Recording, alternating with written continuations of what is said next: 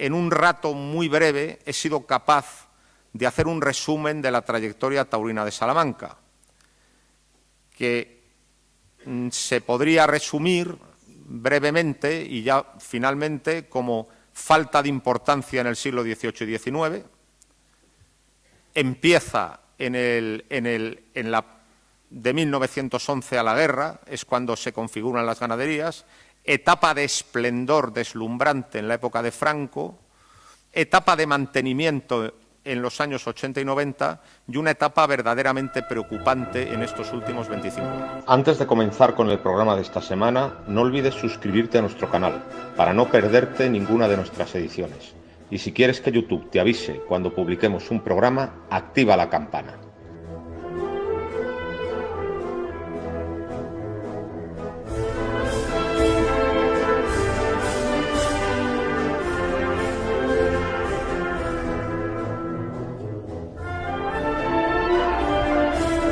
Bueno, pues estoy encantado de estar con todos vosotros y vamos a ir al grano, porque la historia es larga y tenemos poco tiempo.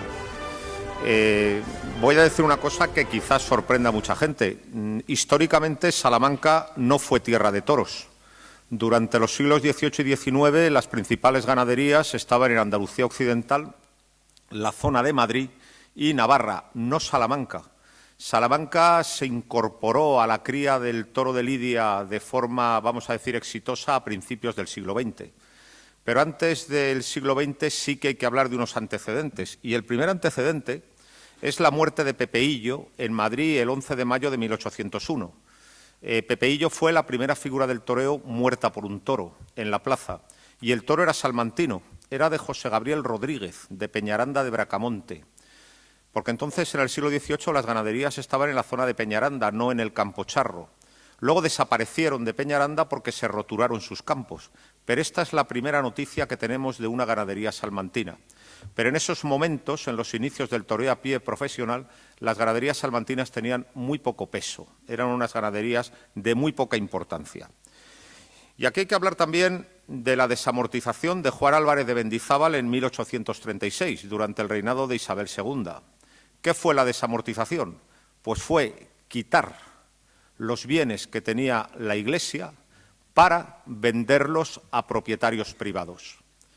Este proceso político-económico va a tener una importancia decisiva en el toro salmantino, porque a raíz de la desamortización va a surgir una generación o una serie de familias terratenientes que serán luego los principales ganaderos ya en el siglo XX, cuando hayan transcurrido 80 años desde la desamortización. ¿La desamortización qué fue? Pues la excusa que se puso es que la Iglesia tenía un montón de fincas que no eran productivas. Se llamaban bienes de manos muertas. Y lo que se quería era quitárselas a la Iglesia para entregárselas a la iniciativa privada y que esas tierras fueran productivas y que tuvieran, pues digamos, un valor tanto mercantil como económico. Esta era la excusa. En realidad, lo que latía detrás de la desamortización era el anticlericalismo. Fundamentalmente, lo que se quería era quitar a la Iglesia sus recursos y hacer desaparecer a la Iglesia católica. El señor Mendizábal, liberal radical, era muy anticlerical. Y luego también había que pagar de alguna forma la primera guerra carlista, que había dejado el Estado en bancarrota. Total, que la desamortización hizo que el Obispado de Salamanca y las órdenes religiosas radicadas en la provincia y que tenían grandes fincas perdieran sus propiedades y a esas propiedades accedieran, pues fundamentalmente los que estaban de renteros en ellas, que van a tener un cambio en el estatus social enorme, porque van a pasar de ser renteros a ser grandes propietarios. Desde el punto de vista económico, la desamortización fue un fracaso, porque no se consiguió capitalizar al Estado. En realidad, hubo muy poco interés por comprar las propiedades que se expropiaron a la Iglesia y fueron pagadas por un precio ridículo, fundamentalmente por quienes estaban ya allí de pastores, que, como digo, tuvieron un cambio espectacular de estatus social. Pasaron de renteros a grandes propietarios terratenientes. La mayoría de los ganaderos del siglo XX van a proceder de la desamortización. No todos, pero la mayoría. Por lo tanto, es muy importante. Aquí está el origen de los principales ganaderos del siglo de después.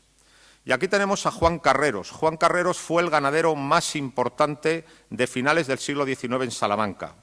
Luis Fernández Salcedo traza de él una semblanza muy interesante en su libro 13 ganaderos románticos. Juan Carreros, en realidad, más que un ganadero, era un tratante. Lo que él buscaba fundamentalmente era vender mucho ganado.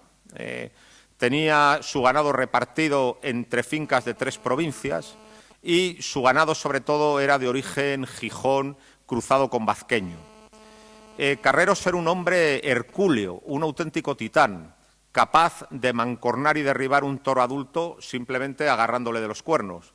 Hay una anécdota tremenda. Un día Bombita, matador de toros muy importante y figura del momento, no podía en un tentadero con una vaca cornalona y Juan Carreros salió a torear con 70 años con una manta y de 4 mantazos tiró a la vaca al suelo. Y se quedó mirando a Bombita y le dijo, torerito. Era un tipo verdaderamente pues muy fuerte y muy echado para adelante, que desde luego hizo historia en el recuerdo del Campocharro, pero en realidad es un hombre del pasado, porque los ganaderos que a partir de entonces van a surgir van a tener otros criterios. Esta es una foto muy bonita. Joselito está picando una becerra y la está picando en la finca Arevalillo de don Alipio Pérez Tabernero Sanchón, del que era íntimo amigo, y ahora mismo está su nieto escuchándonos precisamente en el auditorio. Bueno, Joselito es quien cambia el toro. Verdaderamente el toro actual es obra de Joselito el Gallo.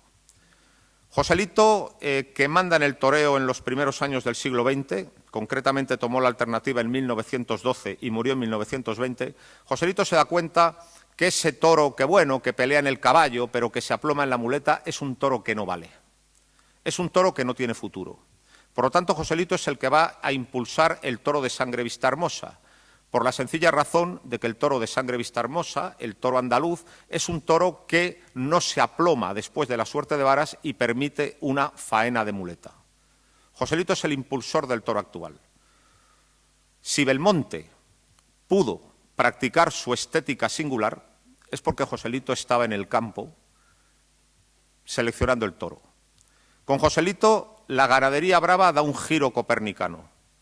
Todas las castas antiguas desaparecen y todas las regiones taurinas empiezan a importar ganado andaluz. También en Salamanca. En la etapa que transcurre entre 1911 y 1939 es cuando se va a configurar el toro moderno salmantino. Y es que muchas familias ganaderas van a importar de Andalucía, de Sevilla más concretamente, ganaderías enteras al campo de Salamanca. Este es Fernando Pérez Tabernero.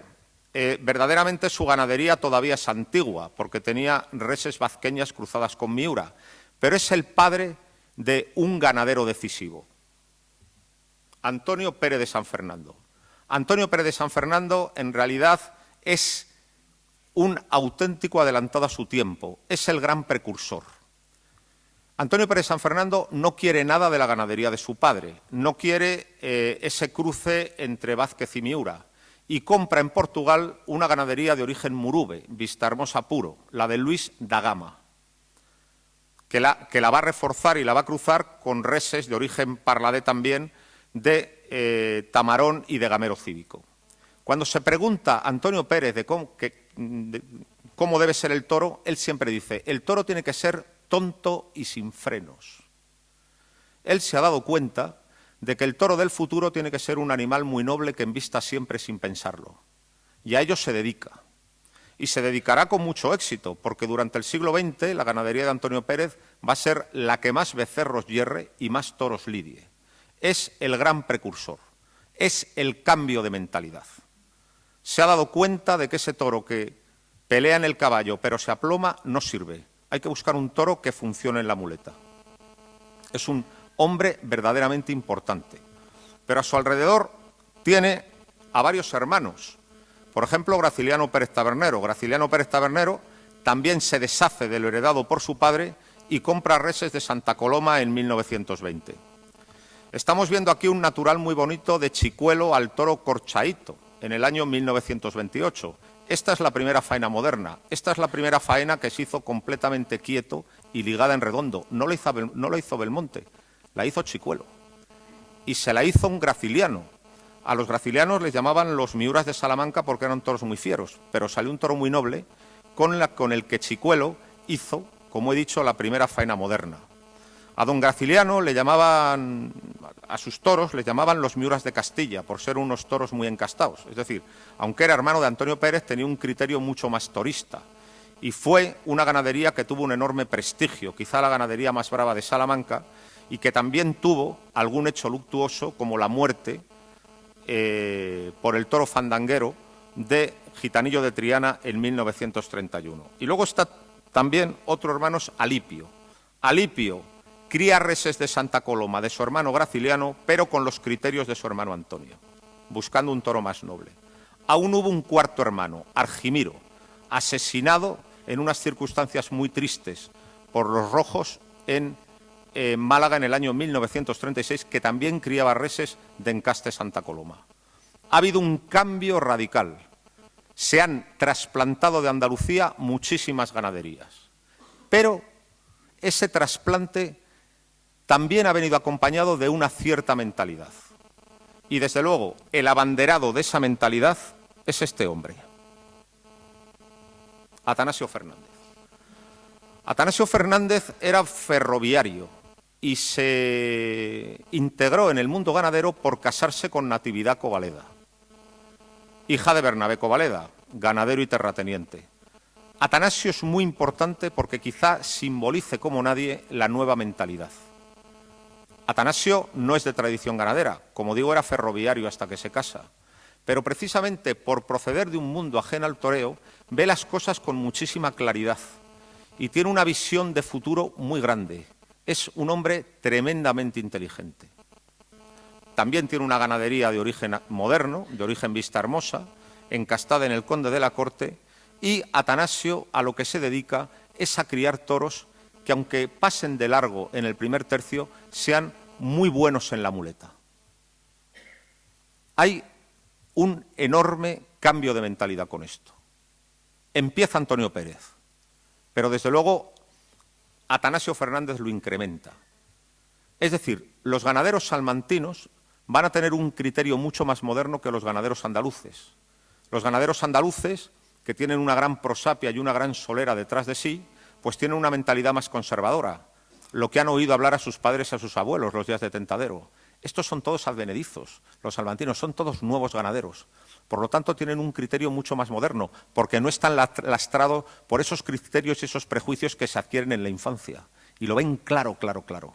Hay que criar un toro que embista en la muleta. Los años 20 y los años 30 son el laboratorio de las ganaderías salmantinas. Se han traído un montón de reses de Andalucía y se están seleccionando con un criterio mucho más moderno que los ganaderos andaluces. Se está forjando, se está incubando la edad de oro del toro salmantino. Y la edad de oro del toro salmantino irá de 1939 a 1975. Coincide exactamente con la estancia en la jefatura del Estado de Francisco Franco. Y para ilustrar esta edad de oro del toro salmantino he puesto las fotos de dos toreros, Manuel Rodríguez Manolete y Manuel Benítez el Cordobés. Fueron los dos grandes toreros de la era de Franco y fueron dos grandes partidarios del toro de Salamanca. Durante esos años, durante casi 40 años, el toro de Salamanca se enseñoreó de la fiesta de los toros. Si ustedes ven carteles de los años 50 de la Feria de San Isidro, pueden ver que todas las ganaderías son de Salamanca, con la única excepción de los Pablo Romero el último día. Pero incluso en la Feria de Sevilla lidiaban todos los ganaderos salmantinos, quizá con el acompañamiento de Carlos Núñez y de Miura. Es decir, el toro de Salamanca en los años de posguerra lo invade absolutamente todo. Y es este hombre, Manuel Rodríguez Manolete, quien pone a las ganaderías de Salamanca en lo más alto. Bueno, a las ganaderías de Salamanca y a una ganadería andaluza, la de Herederos de Carlos Núñez, otro advenedizo, con los mismos criterios que los de Salamanca.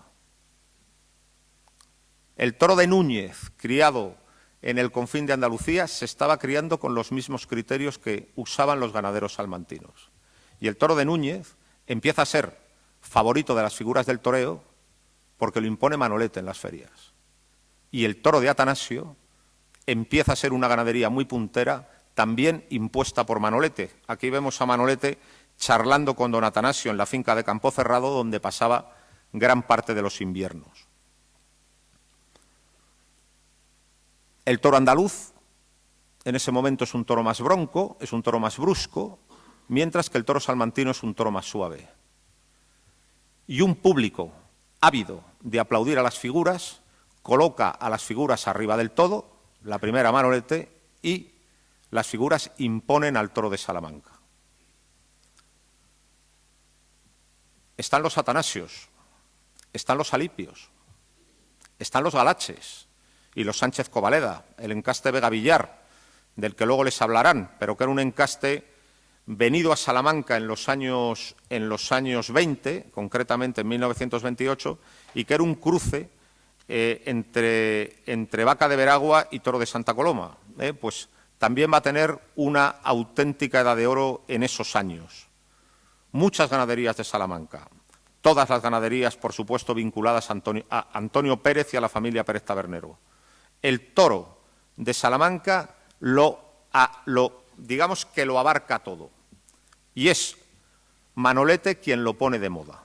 Cuando muere Manolete, Antonio Ordóñez y Julio Aparicio son también grandes partidarios del toro de Salamanca. Y el más partidario de todos,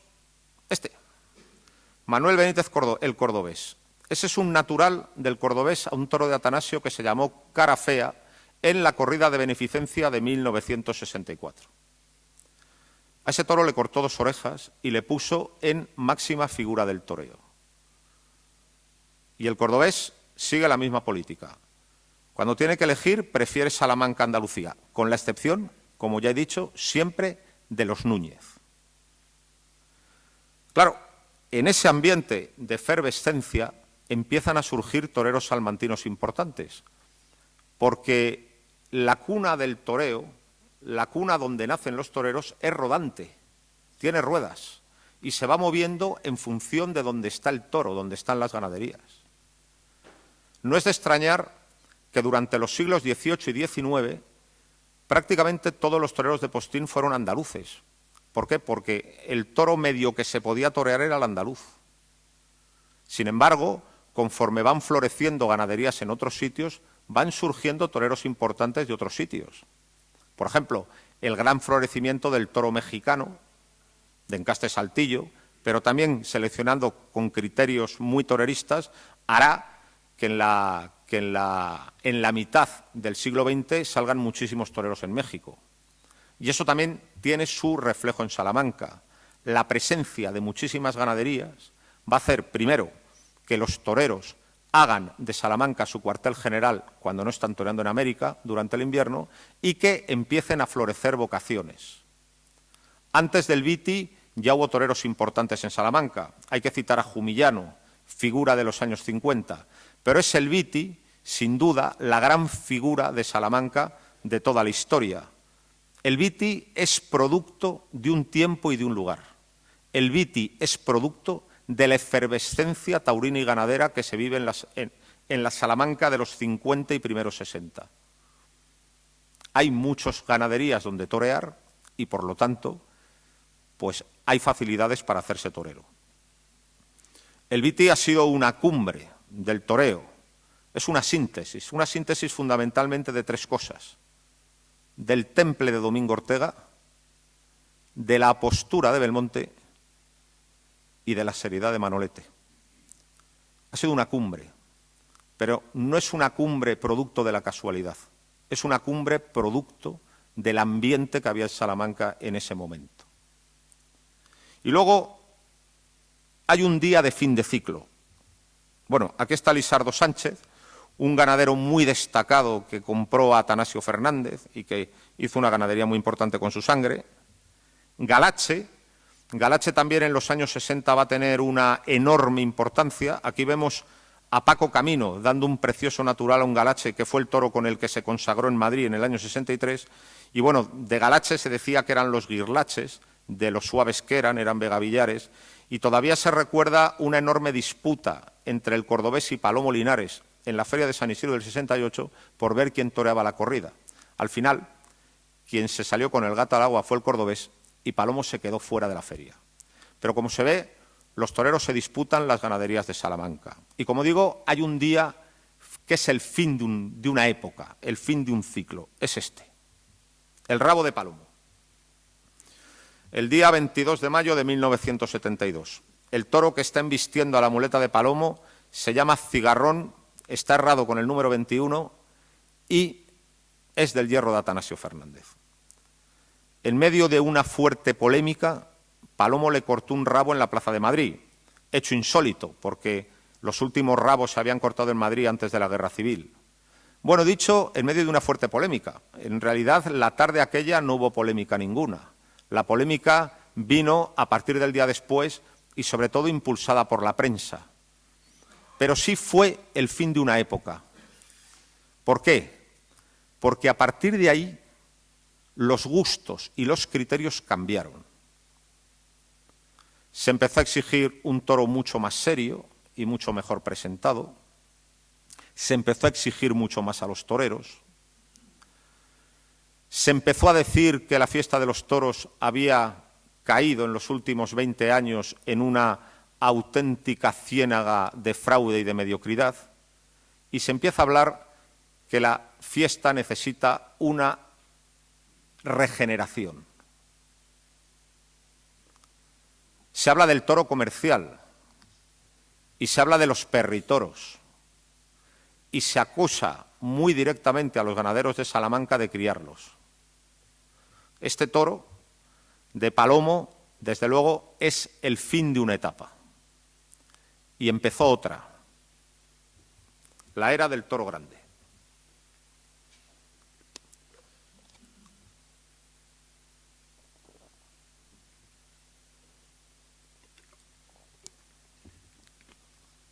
Aquí hay que hacer una referencia al año 1969.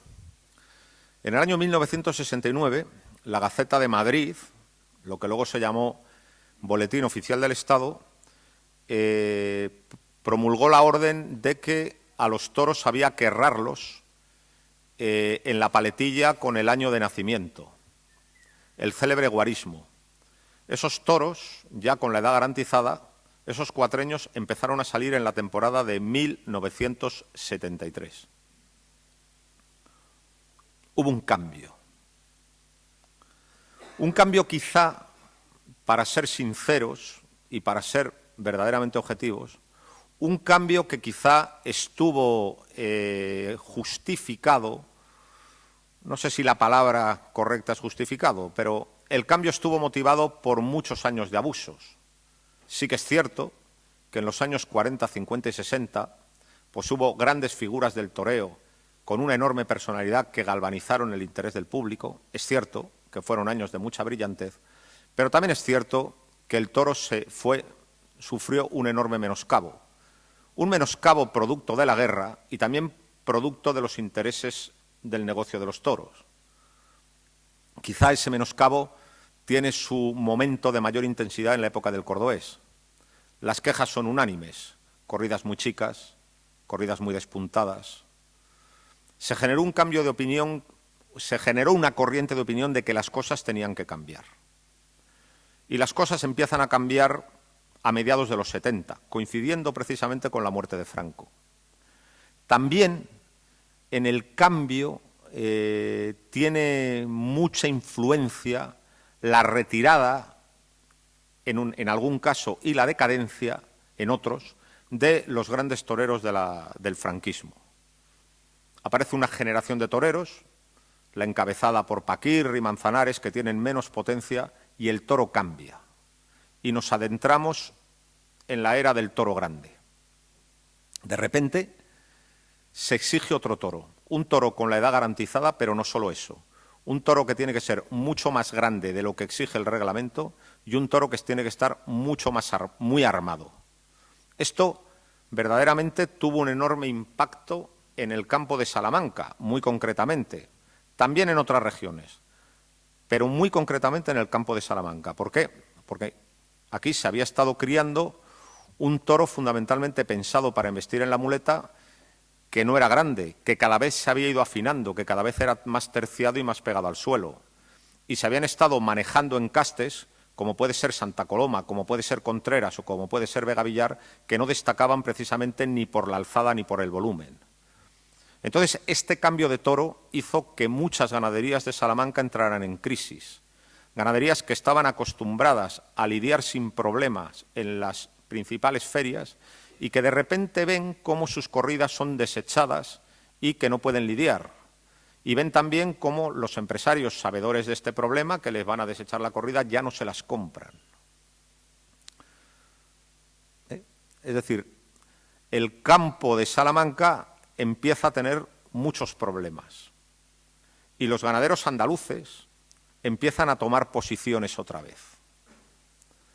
Son años donde verdaderamente encastes, como he dicho, como Santa Coloma, como Vega Villar, empiezan a pasar, vamos a decir, a la preterición, a lidiar en ferias cada vez menos importantes, en pueblos y en corridas de menos categoría, mientras que desaparecen de las ferias importantes. Solo permanece un encaste, que es el encaste de Atanasio, porque Atanasio era el más listo de todos. Y Atanasio sí que es verdad que le daba igual lo que el toro hiciera en el primer tercio, que él sobre todo buscaba muleta. Pero Atanasio siempre se preocupó de criarlo grande, de que tuviera volumen. Y entonces el toro de Atanasio, en los años 80 y 90, es el único del campo de Salamanca que se adapta perfectamente a la transición y al cambio de toro. El toro de Atanasio es capaz de pasar los reconocimientos, mientras los otros no. Y esto tuvo como consecuencia la expansión del toro de Atanasio en toda la provincia. Todos los ganaderos compraron Atanasio. Gente que estaba tradicionalmente vinculada a otros encastes, por ejemplo el de Santa Coloma, se decantó por Atanasio. Se vendieron los herederos de Atanasio Fernández y también todo lo que quedaba de Lisardo, porque Lisardo murió en el año 69, se fue vendiendo a otros ganaderos. Y empiezan a aparecer nombres nuevos. Por ejemplo, la familia Fraile, una familia que eran ganaderos de segunda desde hacía tiempo, pero que en los años 80 empiezan a tener un enorme protagonismo y empiezan a lidiar muchísimo en las ferias importantes. También tienen un gran valedor, que es Manolo Chopera. Desde el año 1981, Manolo Chopera se ha hecho empresario de la Plaza de Madrid y es un gran partidario de presentar corridas muy grandes y muy armadas para no tener problemas en el reconocimiento ni tener problemas luego de protestas cuando el toro se lidia. Por lo tanto, la familia Fraile simboliza en gran parte el cambio de toro que hubo en los años 80. Y hay que hablar de este señor, de José Matías Bernardos el Raboso. El Raboso es verdaderamente quien ejemplifica en su persona el cambio de criterios. El Raboso empezó siendo ganadero en los años 50 con reses de encaste coquilla, Santa Coloma, y tuvo buen éxito con las reses de encaste coquilla durante los años 60. Pero él se da cuenta que eso no tiene futuro porque no va a poder lidiar en los sitios importantes. Y entonces le compra a María Antonia Fonseca. María Antonia Fonseca fue durante muchos años la única ganadería de encaste domecq que había en Salamanca. Pero es que además el Raboso, que era un hombre que no tenía estudios, pero tenía una enorme inteligencia natural, fue capaz de hacer un encaste propio. El Raboso no tomaba notas, lo llevaba todo en la cabeza. Y era un hombre, como digo, que no tenía preparación ninguna, pero era un hombre muy inteligente. Y se da cuenta que el toro tiene que ser muy grande, pero también tiene que ser noble. Y a ello se dedica. Y crea un encaste propio, porque ahora mismo todos sabemos diferenciar un toro de Aldeanueva de un toro de domecq. O sea, que hay unos rasgos que lo separan totalmente. Por lo tanto, el Raboso además tiene el honor de haber aportado a Salamanca el último encaste salmantino. Y además es el último encaste que existe en todo el mapa de los encastes de la Cabaña Brava, porque, como hemos visto, la mayoría de los encastes se formulan, surgen de toda la rama de Vistahermosa, la mayoría de los encastes surgen en tiempos de Joselito y se perfilan en los años 20 y 30. Este es el último, en los años 80, y tuvo lugar en Salamanca. Y dentro de la provincia tuvo mucho éxito porque muchos le compraron. Y luego, además, está la rivalidad de Capea y Robles. Es decir, en los años 80, las ganaderías han sustituido sus encastes para decantarse por Atanasio y Aldeanueva, en lugar de lo que tenían antes. Y luego Robles y Capea, que habían tomado la alternativa en el año 72, pues son figuras, están en las ferias y hacen que Salamanca se viva una efervescencia torera enorme. El Viti se ha retirado en 1979, ha toreado con ellos desde 1972 a 1979, pero cuando se retira el Viti no se nota porque están Capea y Robles durante todos los años 80. Es decir, la Salamanca taurina vivirá una efervescencia que desde que desaparecieron de los carteles no ha vuelto a vivir. Por lo tanto, los años 80 y 90 son años positivos, es decir, los encastes tradicionales se han abandonado en Salamanca, pero con Atanasio y con Aldeanueva se sigue yendo a las ferias y además hay toreros importantes. Y luego hay que hablar de estos dos también, de Espartaco y Enrique Ponce. Espartaco es el líder de los años 80 y Enrique Ponce es el líder de los años 90. Ambos son unos enamorados del toro de Atanasio y lo van a imponer sistemáticamente en todas las ferias, sobre todo en las más importantes. Atanasio, El Puerto, Valdefresno, Sepúlveda, van a ser las ganaderías que eligen en sus compromisos de mayor importancia. Madrid, Pamplona, Bilbao. Son los dos grandes valedores. Lo malo es que llegó el siglo XXI, el cambio de siglo, y entramos en la etapa en la que ahora estamos inmersos. Lo he titulado Siglo XXI, la decadencia. Pregunto si hay decadencia. Y he puesto a Carlos II, el último Austria, ¿no?, que desde luego simboliza la decadencia de toda una dinastía. Verdaderamente estos últimos 25 años en Salamanca son bastante preocupantes.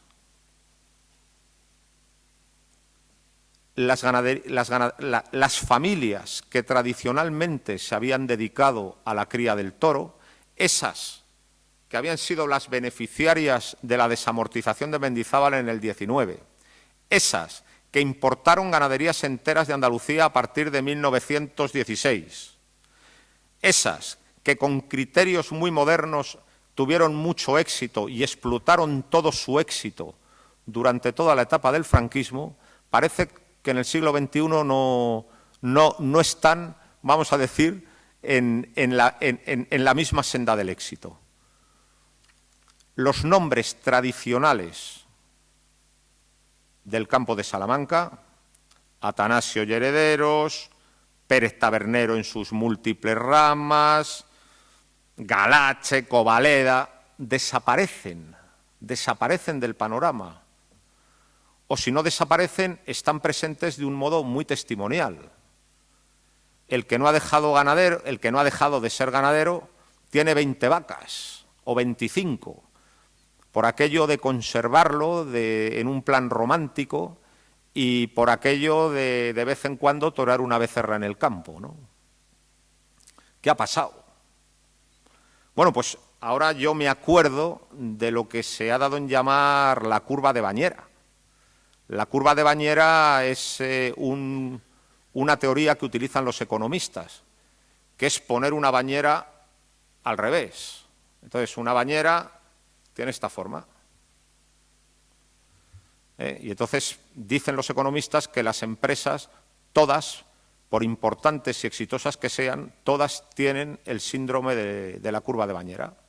Tienen un inicio, un ascenso, una estancia en la cumbre, una decadencia y un final. Que, si os dais cuenta, se corresponde con aquel dicho castizo de que las empresas las levantan los abuelos, las disfrutan los hijos y las revientan los nietos. Bueno, pues eso ha sucedido. También me acuerdo de aquel comentario de Félix Moreno Ardanuy. Félix Moreno Ardanuy fue un ganadero muy importante, era navarro, pero tuvo su ganadería en la provincia de Córdoba, tuvo la ganadería de Saltillo durante muchos años. Bueno, pues a Félix Moreno Ardanuy, cuando fueron los rojos a matarle, dijo: no, si no hace falta que me maten, si tengo 17 hijos. La mejor reforma agraria es una familia numerosa, evidentemente. Es decir, los asuntos de herencia pues son unos asuntos que verdaderamente van limitando el patrimonio y lo van dispersando, ¿no? Entonces, todo eso ha sucedido. Es decir, las familias tradicionales, salvo alguna honrosa excepción, están desaparecidas o, si están presentes, es de un modo muy testimonial. Y luego, claro, también hay que decir que también ha sucedido otra cosa.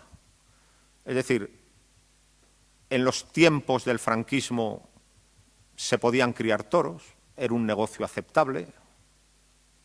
En los años 80 y 90 también, la economía funcionaba, pero en estos últimos 20 años la crisis económica ha sido muy potente y, desde luego, ha tenido repercusiones en todas partes, también en el campo bravo.